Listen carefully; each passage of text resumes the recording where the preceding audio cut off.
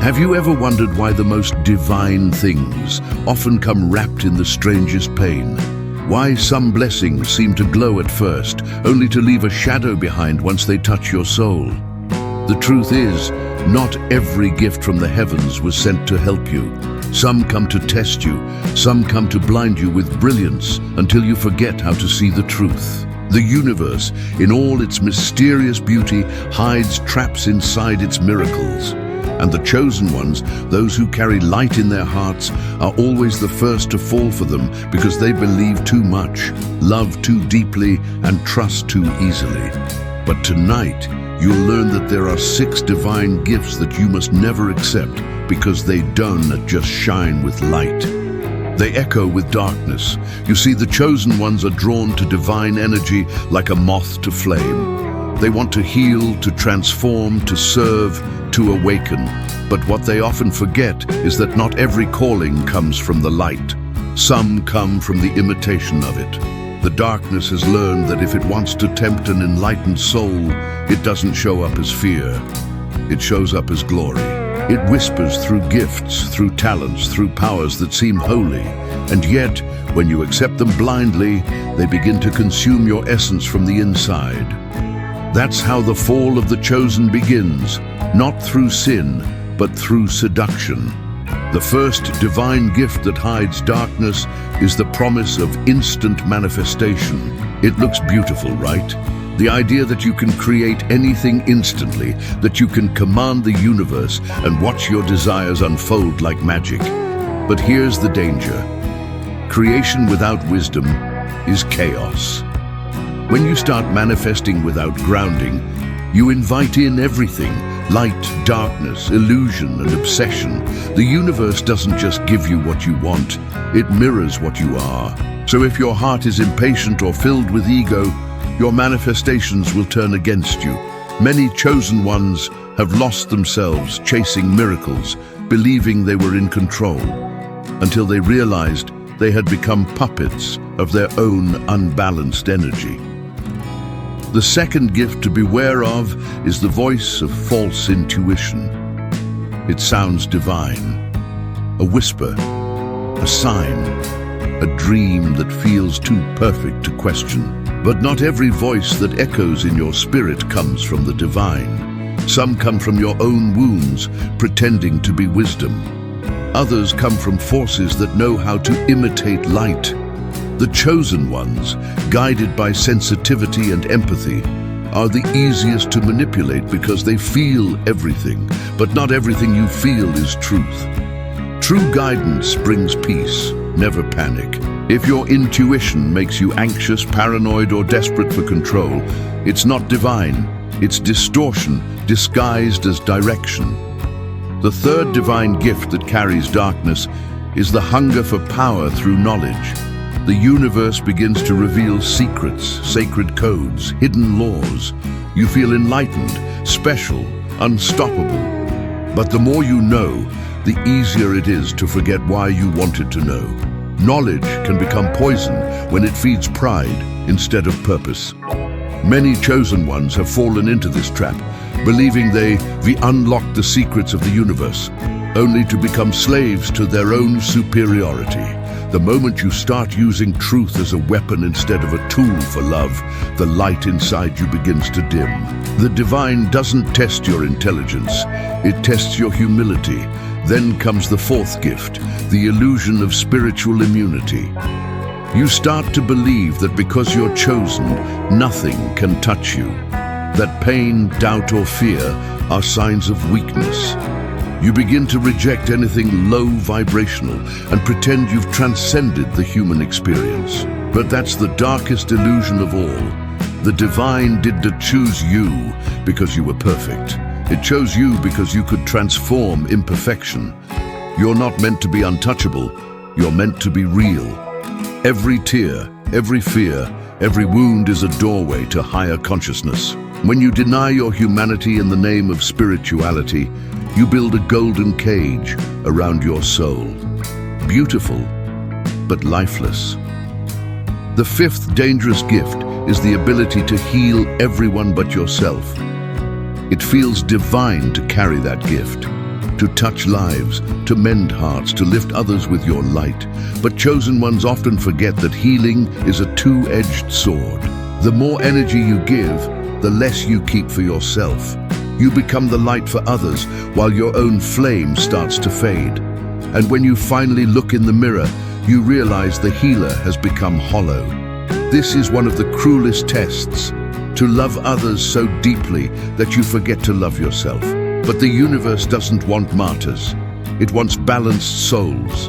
You can't heal the world while neglecting your own wounds. Your light was never meant to burn you alive. And then comes the sixth and final divine gift, the illusion of divine love. It's the most seductive of all. It feels like destiny, like the universe itself has conspired to bring someone into your life who mirrors your soul. Every sign points to them. Every dream confirms it. You call it a twin flame, a soul contract, a divine union. But sometimes what feels fated is simply karmic, a mirror meant to trigger your healing, not complete it. These divine loves can drain your spirit, distort your peace, and keep you trapped in cycles of attachment disguised as awakening. The chosen ones must learn that love doesn't always mean staying. Sometimes divine love is the courage to walk away from what your ego calls destiny. You see, these 6 divine gifts are not curses, they are tests. Each one asks a question. Can you hold light without becoming blind? Can you love without losing yourself? Can you carry power without feeding your ego? The universe doesn't give gifts for comfort, it gives them for evolution. Every time you say no to the illusion of perfection, you say yes to the truth of your soul.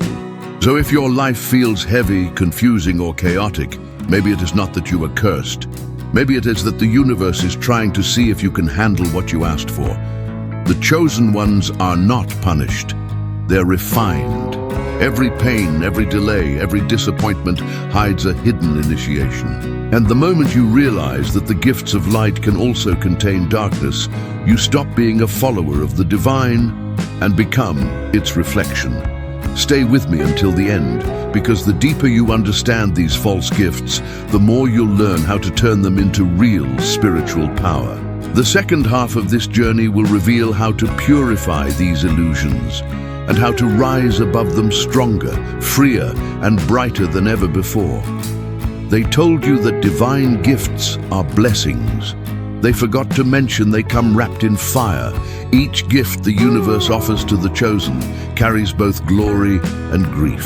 The first spark looks beautiful, dazzling even, but once it lands in your hands, you realize it burns more than it shines. That's the hidden law of the divine. Nothing powerful comes without purification. Every gift has a shadow, and every chosen one must decide whether they will master the gift or let the gift master them. Take the gift of vision, for example. The power to see beyond illusions, to read energies, to know what others hide. Sounds extraordinary, doesn't it? Until you realize you can't turn it off. You see truths you wish you didn't. You sense betrayal before it happens. You feel pain that isn't yours. The world becomes transparent, and transparency is not peaceful, it's blinding. The chosen ones who carry this gift often beg for blindness, because clarity comes with isolation. The more you see, the less you belong. The gift opens your eyes, but it also closes doors, because once you see the truth, you can't unsee it. Then there's the gift of empathy, the ability to feel others so deeply it almost erases you. People call it compassion, but for the chosen, it's more like emotional warfare. You absorb everything, pain, fear, anger, like a sponge that never dries. You heal others silently while your own energy fades. It's beautiful in theory, tragic in reality. The world takes from you without asking. You become everyone's healer, yet no one's priority. And when you finally collapse, they call you dramatic. Empathy is divine, but it's also a curse disguised as kindness. The universe gave it to you to teach you boundaries, not martyrdom. Another seductive trap is the gift of manifestation, the ability to turn thoughts into reality. The chosen ones often discover this early, when their desires materialize effortlessly. But here's the dark twist. What happens when your fears manifest too? When your anxious thoughts become events, your nightmares become lessons. You realize quickly that creation is not just about what you want, it's about what you believe. Every hidden fear, every doubt becomes a seed that grows. That's why manifestation isn't a power, it's a responsibility. The universe listens too closely to the chosen. That's the real test, to think only what you want to live. And then there's the gift of attraction, the magnetic energy that pulls people towards you. You walk into a room and eyes find you. You don't even try. But here's the tragedy. Not everyone who's drawn to your light comes with love. Some come to drain you. Some come to break you, to possess what they can't become. The chosen carry light that fascinates the lost, but fascination often turns into envy, and envy into sabotage. Your glow invites both admiration and destruction. That's why the chosen must learn the sacred art of invisibility, to shine without performing, to radiate without revealing too much. The gift of intuition is perhaps the most dangerous of all. It doesn't just whisper truths, it demands them. It pushes you to act, to leave, to trust signs that make no logical sense. You'll be guided to paths that look impossible, and when you obey, people will call you reckless. But when you disobey, life collapses. That's the irony. The chosen ones don't get to play safe. Their intuition isn't gentle, it's urgent.